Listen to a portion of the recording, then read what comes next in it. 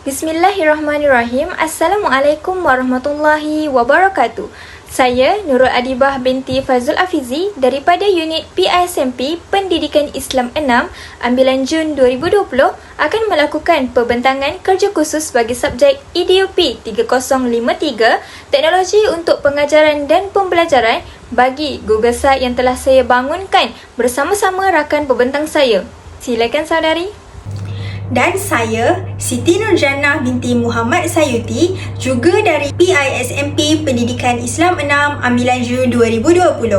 Berikut merupakan lampiran muka hadapan bagi penghasilan pakej bahan pengajaran dan pembelajaran digital yang kumpulan kami telah hasilkan menggunakan platform Google Site. Baiklah, link seperti yang dipaparkan merupakan link kepada Google Site yang telah berjaya saya bersama-sama saudari Siti Nurjannah bangunkan.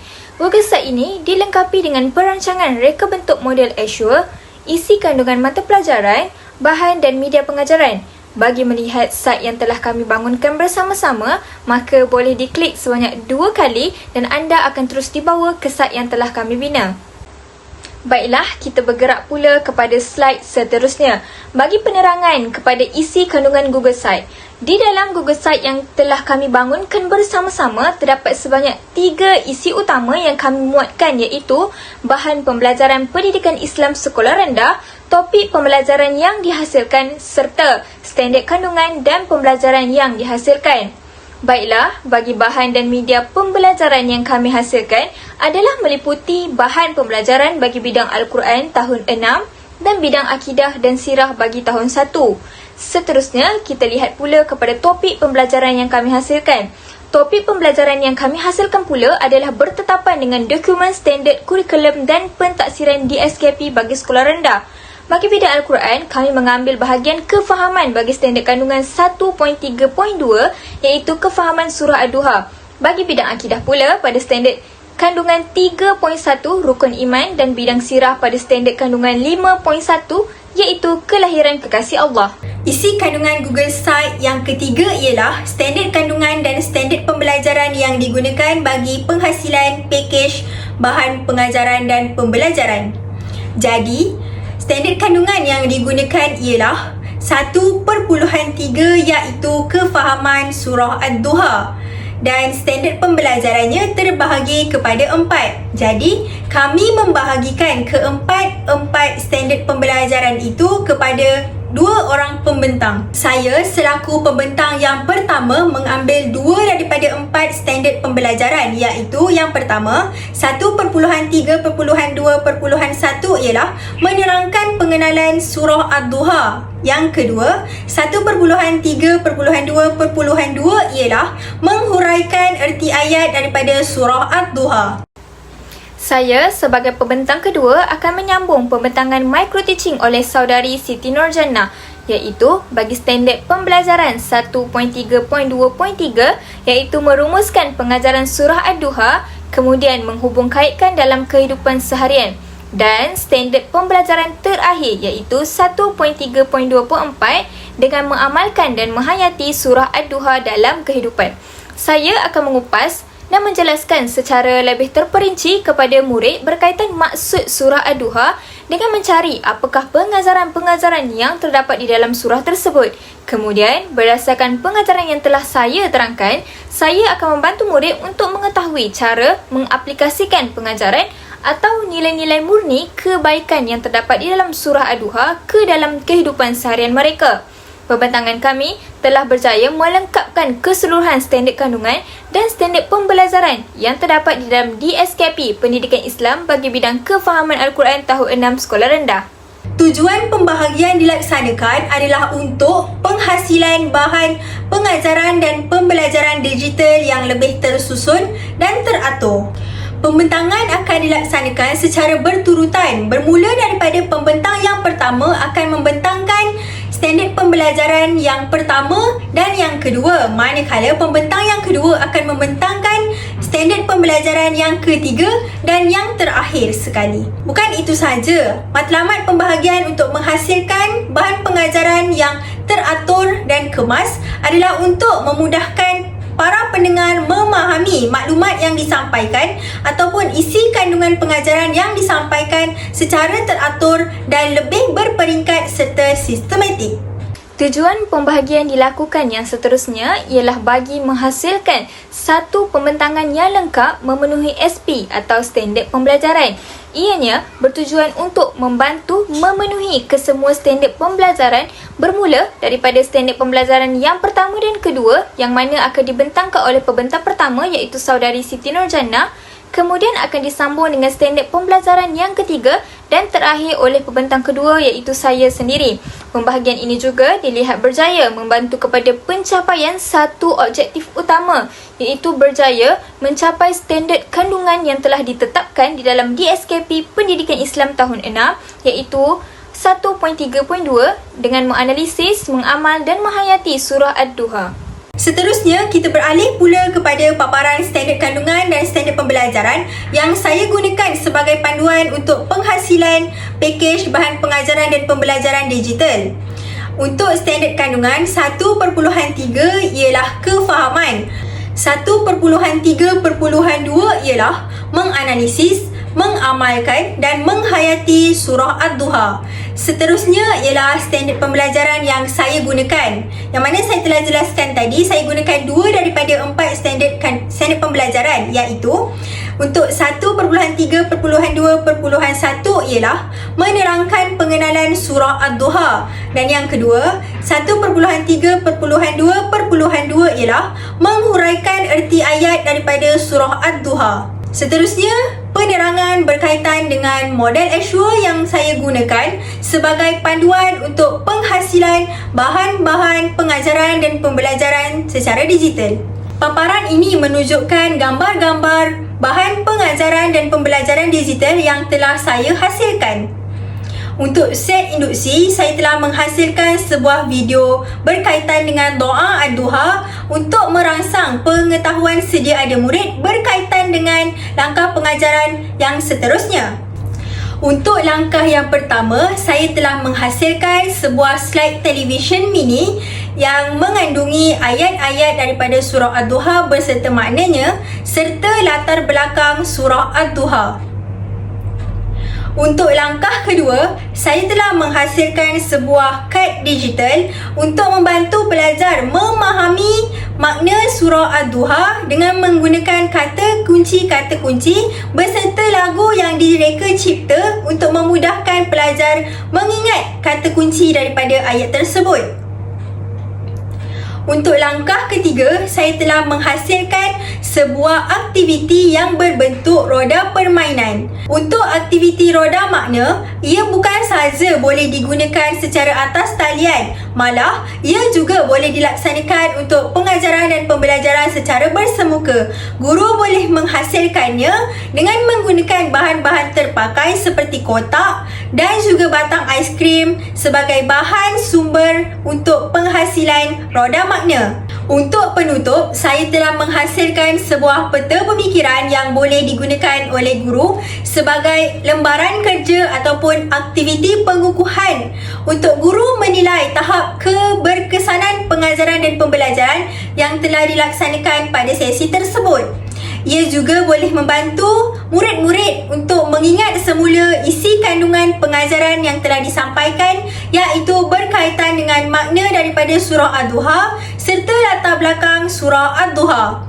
Bukan itu sahaja, guru juga boleh menggunakan hasil pencapaian dan penilaian murid berdasarkan daripada lembaran kerja tersebut untuk menilai tahap keberkesanan dan kadar kebolehcapaian objektif pengajaran dan pembelajaran yang digunakan. Strategi yang berkesan akan membantu guru-guru untuk mencapai objektif dan matlamat pengajaran yang telah ditetapkan. Baiklah, saya akan bergerak kepada pembentangan penghasilan reka bentuk model Ashwa yang telah saya siapkan. Bagi menyiapkan reka bentuk pengajaran model Ashwa, saya telah mengambil bidang Al-Quran tahun 6 di bawah standard kandungan 1.3.2 iaitu menganalisis, mengamal dan menghayati surah Ad-Duha. Bagi standard pembelajaran pula, saya menyambung standard pembelajaran Saudari Siti Nurjannah iaitu 1.3.2.3 iaitu merumuskan pengajaran dan hubung kait dalam kehidupan seharian, dan standard pembelajaran yang terakhir iaitu 1.3.2.4 iaitu mengamalkan dan menghayati surah Ad-Duha. Sekarang saya akan teruskan kepada penerangan langkah-langkah pengajaran berdasarkan reka bentuk model Ashur yang telah saya bina. Sebelum saya membina langkah-langkah pengajaran, saya akan mengenal pasti atau menganalisis kumpulan sasaran iaitu murid yang bakal saya ajari pada hari tersebut. Sebagai contoh, murid yang bakal saya ajar merupakan murid tahun 6 yang mempunyai tahap kecerdasan yang tinggi. Murid saya kebanyakannya merupakan murid bandar dan mereka memerlukan kepada variasi teknik pembelajaran supaya mereka dapat bergiat aktif di dalam sesi pembelajaran. Setelah saya berjaya menganalisis dan mengenal pasti murid saya, barulah saya akan meneruskan kepada penghasilan objektif, pemilihan bahan, media dan kaedah dalam pengajaran. Baiklah, bagi set induksi, saya menggunakan klip video lagu yang bertemakan nyanyian kanak-kanak berkaitan anak yatim. Kemudian, melalui isi-isi yang terdapat di dalam video, saya akan melibatkan murid dengan sesi soal jawab dan sumbang saran. Saya memilih video dan nyanyian pada set induksi bertujuan untuk menghidupkan mood dan suasana pembelajaran pada awal waktu kelas. Penggunaan media seperti video lagu sebenarnya dilihat mampu merangsang minat dan semangat intrinsik ataupun semangat dalaman murid untuk memulakan sesi pembelajaran. Tayangan video juga dapat membantu merangsang pengetahuan sedia ada murid berkaitan pengajaran surah Ad-Duha seperti berbuat baik dalam kehidupan, bersyukur dan berusaha untuk berjaya. Ini secara tidak langsung akan mewujudkan suasana yang seronok kepada murid, meningkatkan fokus dan minat murid untuk meneruskan sesi pembelajaran secara aktif. Seterusnya, bagi langkah 1, saya menggunakan slide ibrah atau dipanggil sebagai slide pengajaran untuk menerangkan berkaitan kesemua pengajaran berdasarkan surah Ad-Duha dan cara pengaplikasian pengajaran tersebut dalam kehidupan murid. Baiklah, rasional pemilihan slide penerangan pada langkah 1 adalah supaya murid lebih jelas tentang apakah pengajaran daripada surah Ad-Duha, kerana pengajaran-pengajaran di dalam surah ini bersifat tersirat, yang mana pengajaran-pengajaran ini terdapat di sebalik makna ayat. Maka sebenarnya ia menjadi tanggungjawab guru untuk memberi penerangan jelas supaya murid faham, kemudian mendapat idea untuk mengaplikasikan dalam kehidupan mereka kelak. Bagi langkah kedua pula, saya menggunakan aktiviti flashcard sketsa, iaitu aktiviti main peranan oleh murid berdasarkan situasi yang tertulis pada kad. Aktiviti ini merupakan aktiviti secara berkumpulan. Contohnya, situasi menghormati ibu bapa tertulis pada kad. Maka, murid perlu melakonkan situasi tersebut di hadapan kelas. Rasional pemilihan aktiviti ini adalah untuk membantu murid mengaplikasikan semula apa yang telah diterangkan oleh guru pada langkah 2, iaitu cara mengaplikasi pengajaran surah Ad-Duha dalam kehidupan. Maka, aktiviti ini membantu murid untuk tahu bagaimana cara mereka perlu terapkan pengajaran tersebut dalam kehidupan, sekaligus murid berjaya mencapai standard pembelajaran terakhir iaitu 1.3.2.4, iaitu mengamalkan dan menghayati surah Ad-Duha melalui penghayatan watak yang mereka bawa. Seterusnya, saya memilih kaedah kotak beracun atau kuis untuk menguji tahap pemahaman murid, dan aktiviti terakhir adalah pembentangan daripada murid. Tujuan saya memilih aktiviti pembentangan ini adalah bertujuan supaya saya dapat melihat sama ada murid mampu mengaplikasikan pengajaran surah atau tidak melalui penerangan mereka sendiri. Baiklah, sekian sahaja pembentangan saya mengenai reka bentuk pengajaran model Ashur. Maka, berakhirlah pembentangan dari kumpulan kami. Segala yang baik datang daripada Allah dan yang buruk adalah daripada kekurangan dari pihak kami sendiri. Sekian, terima kasih. Assalamualaikum warahmatullahi wabarakatuh dan salam sejahtera. Saya Siti Nurjannah binti Muhammad Sayuti dari Unit Pendidikan Islam 6, ambilan Jun 2020. Hari ini saya akan melaksanakan pengajaran mikro bagi subjek Pendidikan Islam bidang Al-Quran dengan kemahiran asas kaedah penerangan. Bismillahirrahmanirrahim. Assalamualaikum murid-murid. Hari ini, kamu tahu tak kita akan belajar tentang apa? Tadi kamu dah lihat kan video berkenaan dengan doa ad-duha. Jadi, siapa boleh teka hari ini kita akan belajar tentang surah apa? Surah Ad-Duha. Betul, Amir. Hari ini kita akan belajar berkaitan dengan surah Ad-Duha. Ini merupakan pemandangan pada waktu duha. Hari ini Ustazah akan terangkan berkaitan dengan kefahaman surah Ad-Duha.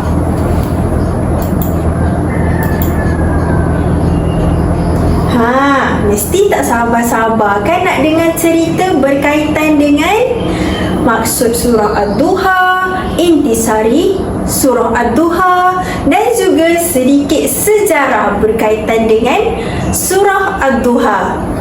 Mari kita belajar bersama-sama. Bismillahirrahmanirrahim. Kita dengar dahulu ya surah Ad-Duha. Kamu boleh baca bersama-sama ya.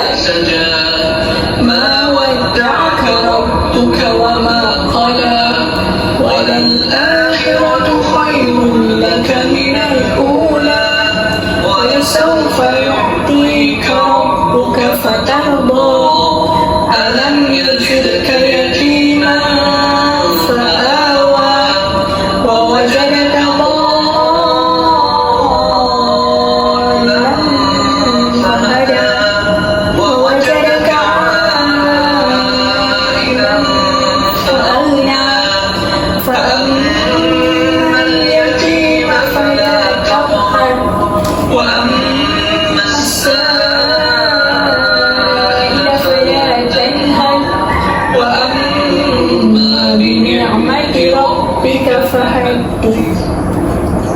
Okey, daripada surah ini, hari ini Ustazah akan terangkan satu persatu maksud ayat dalam surah Ad-Duha. Ayat yang pertama, Wad-Duha. Ayat yang pertama, Wad-Duha. Maksudnya demi waktu duha. Okey, kata kunci dia adalah Ad-Duha. Kata kunci dia adalah Ad-Duha. Jadi untuk kamu ingat makna dia, ingatlah waktu duha. Kamu boleh highlightkan kata kunci untuk memudahkan kamu ingat setiap makna ayat. Okay. Yang kedua, Wal-laili iza saja. Okey, maksud dia adalah dan demi malam apabila ia sunyi sepi. Maksudnya al-lail, kamu tahu al-lail ialah waktu malam. Jadi al-lail kata kunci dia adalah malam. Iza, apabila saja ia sunyi sepi. Kata kunci dalam ayat yang kedua ialah boleh dua perkataan. Yang pertama sekali al-lail, ini malam, dan yang kedua saja, sunyi sepi. Okey, tandakan ya supaya kamu lebih mudah untuk ingat. Ayat yang ketiga, ma wadda'aka rabbuka wa ma qala. Okey, ma wadda'aka, Tuhanmu tidak meninggalkanmu. Ma wadda'aka rabbuka, Tuhan kamu tidak meninggalkanmu. Wadda'aka, tidak meninggalkan. Ma wadda'aka, tidak meninggalkan. Kata kunci dia ma wadda'aka, tidak meninggalkan. Wa ma qala, dan tidak pula membencimu. Wadda'aka, ma wadda'aka wa ma qala, tidak meninggalkanmu, tidak juga membencimu. Siapa? Muhammad. Siapa yang Allah kata Allah tak tinggalkan dia, Allah tak benci dia juga? Nabi Muhammad. Kerana apa? Mesti kamu nak tahu kan? Kerana apa Tuhan turunkan ayat mengatakan sedemikian? Nanti kita akan dengar pula latar belakang surah ini. Okay, ayat yang keempat, walal akhiratu khairul laka minal ula. Okey, maksud dia sesungguhnya kesudahan itu lebih baik bagimu daripada yang permulaan. Okey, walal akhirah. Akhir. Kesudahan. Khairul laka, lebih baik daripada. Akhirah khairul laka ula. Akhir lebih baik daripada permulaan. Awak ambil dia punya kata kunci, kesudahan lebih baik daripada permulaan. Seterusnya ayat yang kelima, walasawfa yu'tika rabbuka fatarda. Okey, maksud dia kat sini, dan sesungguhnya Tuhanmu pasti memberikan kurnianya kepadamu sehingga engkau redha, iaitu berpuas hati. Apa-apa saja perkara yang kita minta kepada Allah, Allah akan bagi jika kita bersungguh-sungguh, sehinggalah kita berpuas hati. Dengan cara macam mana? Dengan cara kita mensyukuri nikmatnya. Itu tanda kita berpuas hati. Okey, kata kunci yang boleh kita ambil. Okey, siapa tahu kata kunci apa yang boleh kita ambil? Yu'tika, betul. Yu'tika, apa tu? Tuhanmu pasti berikan. Berikan apa? Berikan kurnianya kepadamu sehingga engkau redha. Fatarda, sehingga engkau redha. Jadinya kata kunci ada dua. Yu'tika, fatarda. Apa ni yu'tika? Yu'tika ni Allah akan berikan kurnianya kepada kamu, fatarda, sehingga engkau redha. Okey, kita teruskan dengan ayat yang ke-6. Alam yajidka yatima fa'awa. Okey, maksud dia, bukankah dia mendapatimu sebagai seorang yatim, lalu dia melindungimu? Siapakah yang dikatakan yatim? Nabi Muhammad. Kerana pada waktu kelahirannya bapanya sudah meninggal dunia. Okey, kata kunci yang boleh kita gunakan ialah yatiman. Yatiman menunjukkan anak yatim. Fa'awa, maka Allah melindungi. Lalu Allah melindungimu, iaitu Muhammad. Yatiman, yatim. Fa'awa, maka Allah melindungimu. Okey, mudah kan? Mudah, kerana ada kata kunci dalam setiap ayat. Akan ada kata kunci yang akan memudahkan kamu untuk ingat setiap maksud. Yang penting kena rajin untuk tanda supaya kamu sendiri yang senang untuk ingat. Okey, ayat yang ke-7, wa wajadaka dhallan fahada. Maksudnya, dan dia mendapatimu sebagai seorang yang kebingungan, lalu dia memberikan petunjuk. Dhala, wa wajadaka dhala. Dhala ni bingung, tak tahu, buntu. Maka fahada ini petunjuk, berikan petunjuk. Dalam arti kata lain, hada ni ialah hidayah. Fahada, hidayah. Jadi bila kita bingung, ketika kita bingung, Allah berikan petunjuk. Okey, dengan cara macam mana kalau kita nak dapatkan petunjuk daripada Allah? Memohon kepada Allah. Ada sesuatu masalah, ada sesuatu perkara yang kita tak tahu keputusan ni macam mana, mohon kepada Allah. Yang ke-8, wa wajadaka ila fa'aghna. Tadi wa wajadaka dha, ni wa wajadaka pula. Maksudnya, dan dia mendapatimu sebagai seorang yang kekurangan, lalu dia memberikan kecukupan. Aila maksudnya kekurangan, maka Allah bagi apa? Aghna ni kecukupan. Okey, faham tak? Dapat tak? Okey, fokus.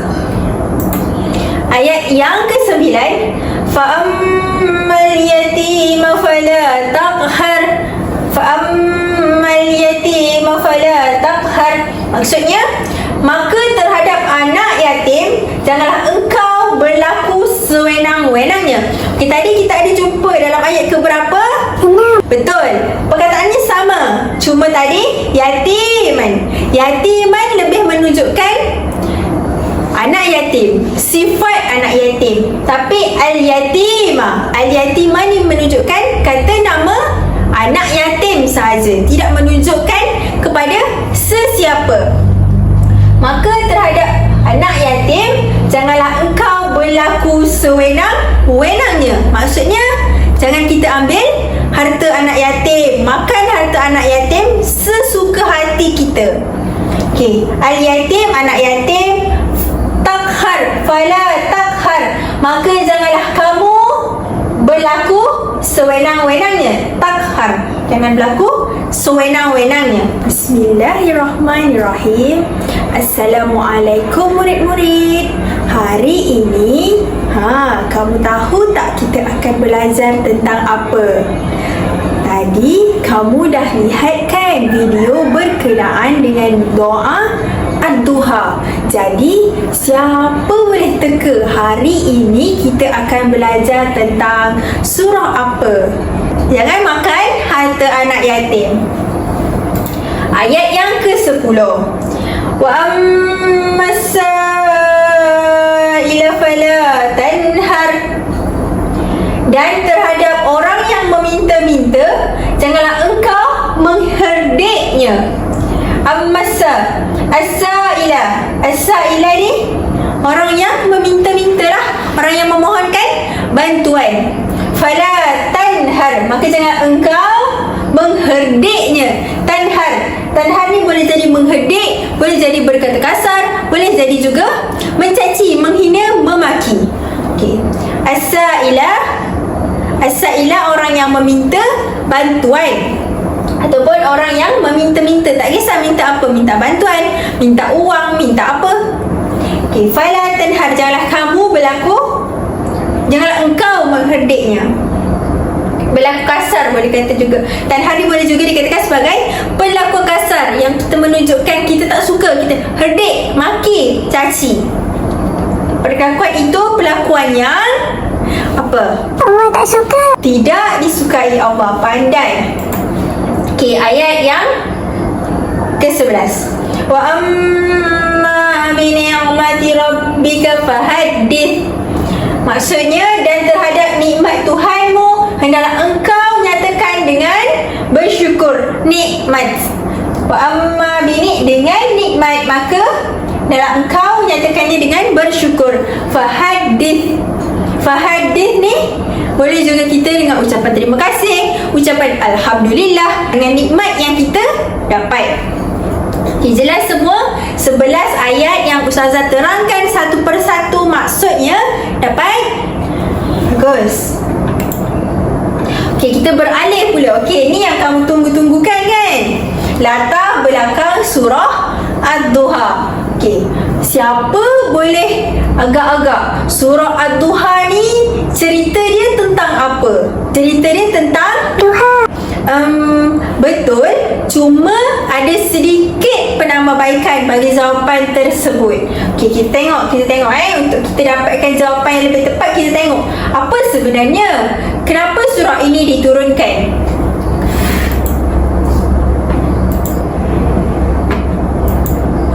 Okey, kita pergi satu persatu dulu. Berapakah bilangan ayat dalam surah ad-duha? Berapakah bilangan ayat? Siapa tahu berapakah bilangan ayat? Ya? 11 ayat. Betul. Berapa ayat? Ia mengandungi 11 ayat. Ia mengandungi 11 ayat. Bilangan ayatnya ada 11. Okey, kita teruskan. Soalan yang kedua. Di manakah surah ad-duha diturunkan? Di manakah surah ad-duha diturunkan? Siapa dapat teka? Siapa dapat teka? Di manakah surah ad-duha diturunkan? Di Mekah, di Madinah, di Syam, di Mesir? Tak tahu kan? Okey. Ia diturunkan di Mekah. Diturunkan sebelum hijrah Rasulullah ke Madinah. Ia diturunkan di Mekah. Tahu kan ini bentuk apa? Gambar apa? Gambar di mana ni? Gambar di Mekah. Mengapakah dinamakan surah Ad-Duha? Kenapa surah ini dinamakan sebagai surah Ad-Duha? Mari kita lihat apakah sebab dia. Okey, kalau kamu tengok ni, ini gambar waktu duha, seperti mana yang kawan kamu telah jawab tadi. Okey, jawapan dia adalah dinamakan Ad-Duha kerana Allah telah bersumpah dengan waktu duha pada permulaan ayat. Betul tak jawapan kawan-kawan tadi? Betul. Bagi tepukan kepada dia. Okey, dia dinamakan surah Ad-Duha kerana Allah telah bersumpah dengan waktu duha. Ayat pertama siapa boleh bagi? Siapa boleh bacakan ayat yang pertama? Saya, Wadduha. Wadduha. Maksudnya apa? Demi waktu duha. Jadinya Allah dah bersumpah dengan waktu Ad-Duha pada permulaan surah Ad-Duha. Jelas? Okey. Yang terakhir, apakah sebab penurunan surah Ad-Duha? Kenapa surah Ad-Duha ni diturunkan? Mesti ada sebab dia. Setiap apa yang Allah turunkan ke dunia ini pasti bersebab. Okay, kita lihat apakah sebabnya. Awak nampak kartun ni tunjuk tanda tidak. Apakah yang menunjukkan tidak tu dengan surah Ad-Duha ni? Okey. Surah ini merupakan satu penafian Allah terhadap tuduhan orang kafir. Orang kafir kata apa? Orang kafir kata bahawa Allah telah membenci dan mengabaikan Rasulullah. Kenapa orang kafir kata Allah benci dan abaikan Rasulullah pula? Kerana Allah telah lama tidak menurunkan wahyu. Jadi bila orang kafir lihat Allah tak turunkan wahyu, jadi mereka buat andaian. Mereka cuba untuk memesongkan pemikiran akidah umat Islam dengan menyatakan bahawa Allah ni dah benci dah. Allah ni dah tak hiraukan lagi pasal Nabi Muhammad. Tapi sebenarnya tidak. Allah turunkan surah Ad-Duha ni untuk memberikan penafian. Allah kata Allah tak benci dan Allah tidak abaikan. Tadi dalam ayat berapa tadi? Ayat 3, Ustazah. Okey, dari sini jelas menunjukkan bahawa sebab utama surah ini diturunkan adalah sebagai kamu ingat kata ni? Penafian Allah terhadap tuduhan orang kafir yang menyatakan bahawa Allah dah benci dah. Allah dah abaikan Rasulullah. Tadi dalam ayat keberapa? Ada dua perkataan, dua kalimah yang kamu boleh jadikan kata kunci. Allah tak benci dan Allah tidak abaikan. Pandai. Betul jawapan kamu. Ayat yang ke-3. Betul. Okey. Itu sahaja penerangan Ustazah berkaitan dengan kefahaman surah Ad-Duha pada hari ini. Sekian, terima kasih. Jika kamu ada apa-apa pertanyaan dan soalan, boleh bertanyakan kepada Ustazah untuk penerangan yang lebih mendalam. Okey, sekian, terima kasih. Bismillahirrahmanirrahim. Assalamualaikum warahmatullahi wabarakatuh. Saya Nurul Adibah binti Faizul Afizi daripada unit PISMP Pendidikan Islam 6 akan melakukan micro-teaching pembelajaran berkaitan pengajaran surah Ad-Duha, cara menghayatinya dalam kehidupan. Assalamualaikum murid-murid Ustazah. Baiklah, semua duduk dulu. Duduk, okey, bertenang, kemaskan meja. Okey, apa khabar semua anak-anak murid Ustazah ni? Yang cantik-cantik, yang handsome semua ni, baik? Okey ke? Semua baik? Baik, Ustazah. Alhamdulillah, baik semuanya. Dan semoga kita semua, Ustazah dan kamu semua, kekal sihat dan semangat untuk teruskan kelas kita pada pagi ini. Okey, sebelum kita mulakan kelas kita pada pagi ni, Ustazah nak kamu semua tengok bawah meja, kiri, kanan, atas, bawah.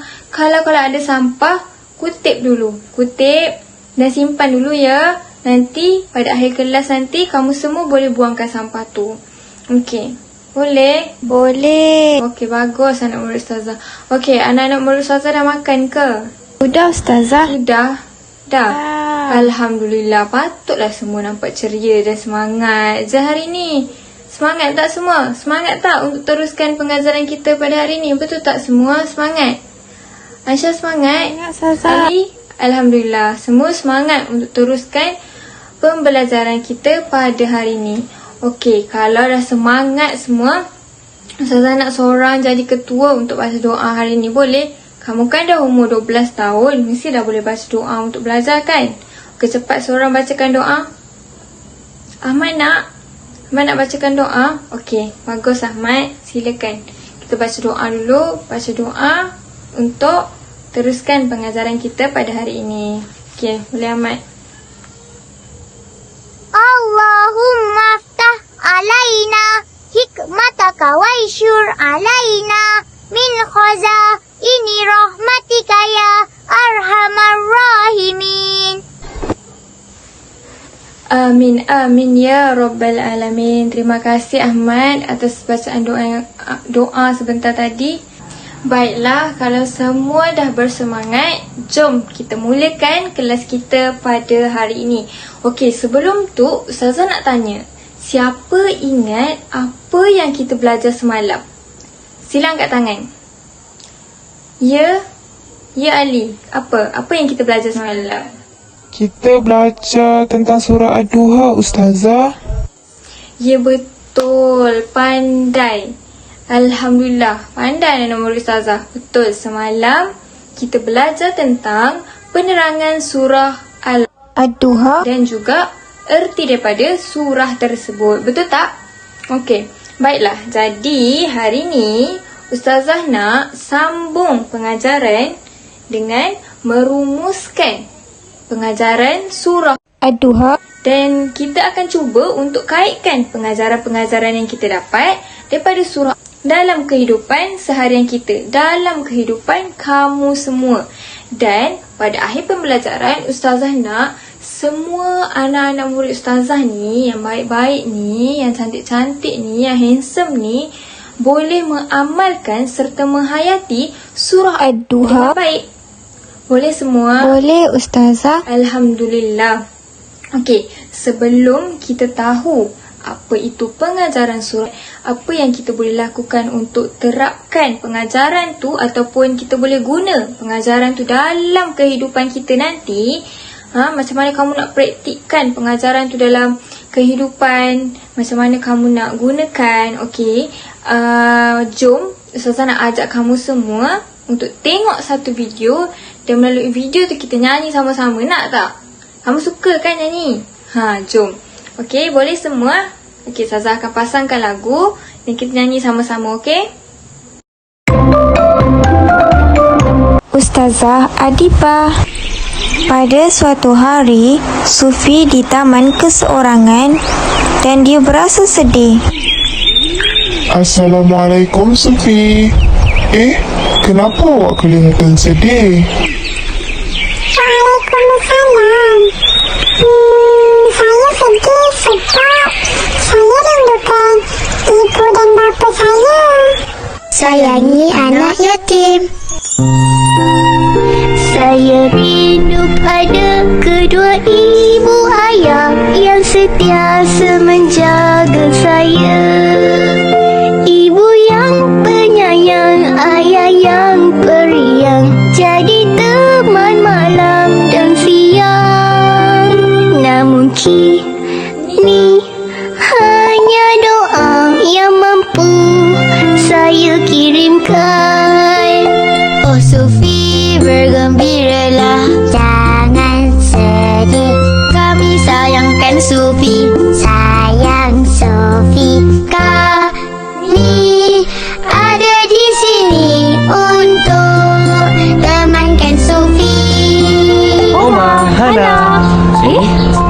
Sufi sedih? Ibu ayah Sufi dah meninggal dunia. Sufi rindu. Sufi jangan sedih, Kami ada di sini akan setia menemani. Sufi tidak seorang, Kami semua sayang. ibu ayah Sufi pun sayang. Mari kita bersama-sama kirimkan doa pada mereka. Kami ada di sini untuk menjaga Sufi. Terima kasih semua. Alhamdulillah.